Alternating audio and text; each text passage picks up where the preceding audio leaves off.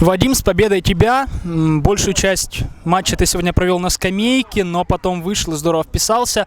Расскажи, какие у тебя впечатления, в принципе, от матча, от игры? От матча, конечно же, положительно, потому что мы выиграли. Все долго ждали эту победу, тем более с таким счетом. Мы усердно работали всю эту неделю, чтобы добиться такого результата. От своей игры я, в принципе, доволен. Может, в некоторых ситуациях должен был поступить как-то иначе, но, в принципе, да, доволен.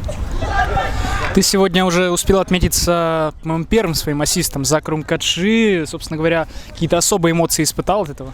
Ну, конечно же, приятно, когда ты выходишь в дебютной игре и делаешь дебютную голевую передачу на Александра Краснова, который забил. Он мне помогал тоже на тренировках, он меня подбадривал. Вот в игре как бы я ему отдал должок.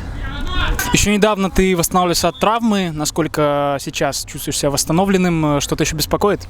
Да, беспокоит та же травма, что и была. То есть я ее не долечил, ну как бы все делаю для этого, но толку пока нет. Ну, играю через боль, через силу, как могу.